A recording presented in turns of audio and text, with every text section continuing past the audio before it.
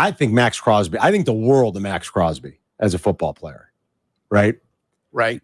I don't think Ryan Poles should be offering up, it's going to take multiple first-round picks, I would think, to get Max Crosby, right?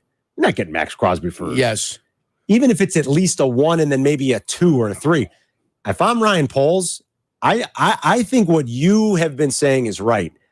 As much fun as this has been right now, and we have visions of this team competing this year for a playoff spot, this isn't a finished product. This isn't the Kansas City Chiefs. Yeah, not as finished as he thought it was at the beginning when he drafted a punter in the 4th round. This is not a finished product. And to me, the last thing you need to do right now is start trading away primo draft picks, even to add great players like Max Crosby. I'm not doing that. I'm just not. No. You have to replace potentially 60% of your offensive line next year. You're going to need draft picks. Yes.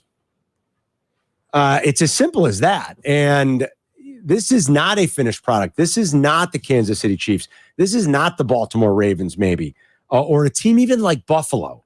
Even Buffalo, and I don't know that Buffalo's a finished product right now, but when you've got Josh Allen, you kind of look at like you're in this window. All right, let's go trade for Amari Cooper, although that deal was pretty reasonable for Buffalo when you think about it.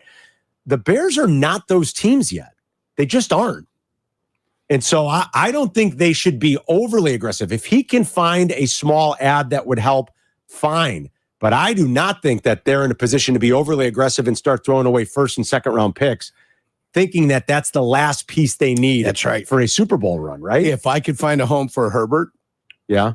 And if I could find a home for Nate Davis and add to some draft choices, now I feel better. Yeah. Yeah. Now I feel better. That's what I want. That's what I want to have happen.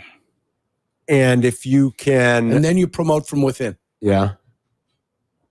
I mean, that's the ideal scenario right there. Notice I didn't put Keenan Allen out. I threw that out there as a lark yesterday. Right. But Kansas City has got their receiver, right? Kansas City just did. I mean, you could anybody else that's out there, you could call Tampa. Yeah. Again, you said it yesterday. You call Tampa, you say, we'll give you Keenan Allen for a 2nd round pick. Now, I don't think anybody's going to give you a 2nd round pick at this point for Keenan Allen. I don't either.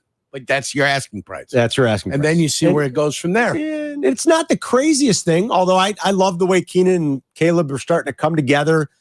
Keenan made a bunch of big catches 2 weeks ago for them, moved the chains a bunch. Like, that's what you envision when you got him. Great zone beater, 3rd down player that can move the chains. Like, I still think he's going to bring tremendous value. But somebody wanted to overpay and give you a 2nd round pick. That's probably not the worst thing. I mean, you traded a 4th for him. You got him for a 4th because the Chargers were in trouble financially. Right. They were up against the cap. They had to make a decision. Are we getting rid of our defense? Or are we getting rid of our offense? They decided to get rid of their offensive players. They made the conscientious decision to cut salaries, to get their salary cap where it needed to be so they could be competitive. That's why you got them for a 4th rounder. Now, theoretically, you got teams that are out there, and there might be more than one receiver available, but Tampa's in trouble. Yeah, they are. Tampa is in trouble in a very winnable division. So, I mean, if I don't get a 4th, fine. I'll take a 3rd. Does Atlanta got multiple 3rds from trades made previously? Tampa, yeah. Yeah, Tampa. I mean, whatever. Take a look. Find out. Interesting rumor floated yesterday about another pass rusher that might be on the move because Jacksonville has struggled. Trayvon Walker. That's not going to cost you nearly as much as Max Crosby. Maybe something like that is slightly interesting. As a former, number 1 overall pick, that's been, I'd say, good but far from great, right, Yerk? Like, I can tell you, good but not great. I can tell you this: when they had high draft choices, they made picks, and they allowed Jalen Ramsey to dictate leaving. Yep. And they allowed others to dictate they should get out of there. When you hit on a player, why the hell would you want to let him go? I don't know. And if you hit on Jalen was a 1st round draft choice, but I think Ngakwe at the time, they let go after 4 years. Dante Fowler, who the Bears will see this weekend, was another one. Remember, he was the 3rd overall pick? Exactly. Yeah. You just let them. You don't just let guys go because they're not happy. You find a way to make them happy. Make them happy. If you got to make them pancakes in the morning, make them pancakes. If you got to make waffles, you make waffles. But buy yourself a waffle maker and make that man some waffles. Find a way to make people happy. I like waffles. Make me happy. Andrew's in Aurora. Hello, Andrew. Hey guys, thank you for taking the call. Sure. The reason I'm calling is I think you're missing a small component in comparison to the Mac trade with a guy like Crosby or Garrett. Both those guys are signed for the next 3 or 4 years, meaning that their current teams are paying their signing bonus. With the Bears, they had to trade away draft capital, but they also had to sign the player at a premium. You're going to be getting a guy that's already at a discount because his signing bonus is already taken care of. And another thing you got to keep in mind, Ian Cunningham's probably going to be hired as a GM somewhere. Soon, you'd think. 2 additional thirds. Yeah, soon you would think.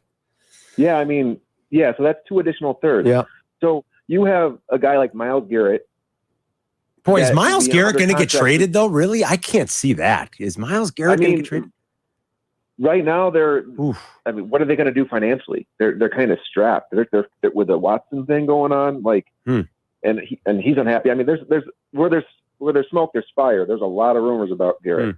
So hopefully, if people are looking at it, I wouldn't mind giving up, this year's first, which would probably be somewhere in the mid-20s, given Garrett's on the team for the rest of the season, and a future second. Considering what we have in our future, we'll still have a second round pick, possibly both second round picks this year. They get the high second, which is good. Yeah, that is good. Yeah, so I mean, I think there's a little bit more nuance to actually adding a guy that's 27 years old, having 3 years in his prime, and then you are also backfilling with guys like Booker, letting him develop and learn. So you're not going to have to, when Caleb comes up for this contract, you're not going to have to shell out an extension for a guy like Garrett necessarily. Yeah, that's a fair point, Andrew, about the contracts that both have signed. I still worry just too much about the draft compensation for a team that I think is going to need first-round picks. That's just me. And you could say, well, you're getting a Max Crosby or you're getting a Myles Garrett. They solve, they're better than any first-round pick you're going to get, let's say, in the next handful of years. I don't know, man. That O-line to me still is to say it's a work in progress. I mean, okay, so it's been a little bit better here lately. And maybe they found the 5 that they like. But with Max Crosby, just so you got it, you're going to save about $5.1 million in 2025, and you're going to save about $5.1 million in 2026. But you're still on the hook for 23-1. You're still on the hook for his base, right? Yeah, his base salary, and his workout bonus. Right. Mm-hmm. Okay, yes. So his workout bonus, his restructure goes with the old team. His signing bonus goes with the old team. Right. So that's what you're looking at. 18-1 and 19. They got a roster bonus in there too. 19-6. Yeah. So I mean, yeah, you're not going to have to pay the other $5 million that was out there, $10 million total over those 2 years. Mm-hmm. But you're still going to have to give up draft capital. That's what scares me for a team that I think could use it while they're going to try to totally fill out this team in the next handful of years while you've got Caleb on the rookie contract. I just think those picks are valuable and necessary considering the Bears are entering into their window. Yes. That's why I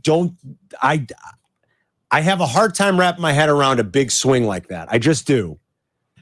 And you're right. Your quarterback doesn't cost you a ton. Yeah. But at some point, you are paying Brisker. But Andrew, it's a fair point. Yeah, I mean, you might pay Brisker. You're paying Gordon. Yeah, you're going to have to think about that soon here before you know it. Those guys don't have fifth-year options. Those guys weren't first-round picks. There is no fifth-year option. So, yeah, the clock is ticking. It's coming up quick. Yeah. Oh, yeah. Boy, and for Brisker, you hope he can get on the field soon. It's been a while. It's been a long time with the bye and everything else, and right. He's still in the protocol. He's not back on the field. You wonder about that a little bit. More of your calls coming up. If you're more on Andrew's side, take the big swing right now. Because you don't have to pay. I think he was referencing the Mac trade. Is that what he was comparing it to? The Bears traded for Mac when he was a free agent. They had to pay him. That's why I was saying this scenario is a little bit different because the signing bonus money stays with the previous team.